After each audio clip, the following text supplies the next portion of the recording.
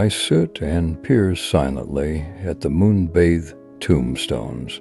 They reflect the soft blue light and appear to me as spectral obelisks, signifying a life that never quite reached its potential, one that never had a chance to realize a lifetime of hope. They weave for me a somber song, singing of all that once was and will never be again. They are monuments to the dead, yes, but they are also monuments to the passing of time. With each sodden step the years take, we leave another piece of ourselves behind.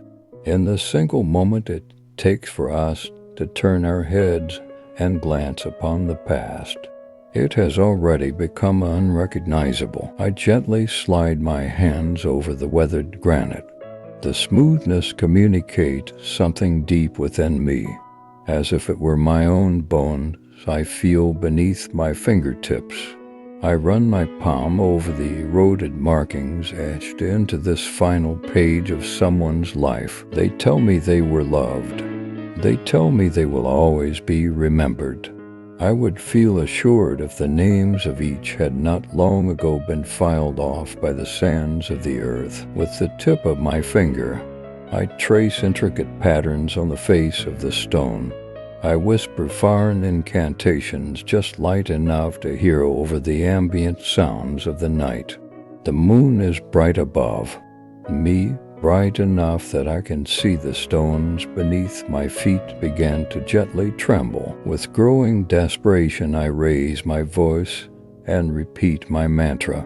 The earth responds in kind. I raise my hands to the stars and begin to scream exotic words that I hardly understand. I hear the muffled sounds of wood coming apart, and the earth beneath me begins to shake violently. The moon darkens, and the world around me becomes as black as void. With all of the confidence and fortitude I can summon, I bellow one final command to the skies. The earth before me parts just as the Red Sea did before Moses, and from the depths a stranger rises to greet me, ravaged by nature and the infernal passing of hours.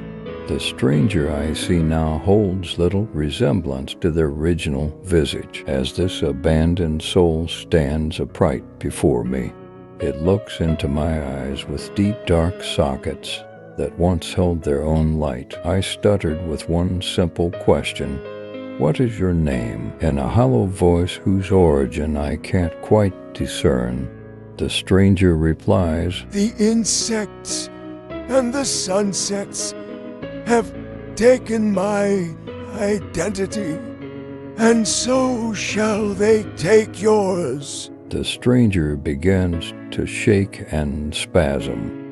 The incantation does not last long. The stranger is already falling back into the deepest slumber. As he descends back into the earth, I whisper one final question: "What will become of us?" The earth begins to shift back into its natural form, and the stranger is being quickly reburied before the stranger is lost forever. I hear one last reply: "We will be forgotten." With all said that needed to be said, the quiet night returns to its natural state. The sky brightens once more with the moon's soft blue light. The earth before me once more is closed, and sealed with the pact of centuries, I sit in front of the stranger's tombstone and await the light of day to wash over the graveyard.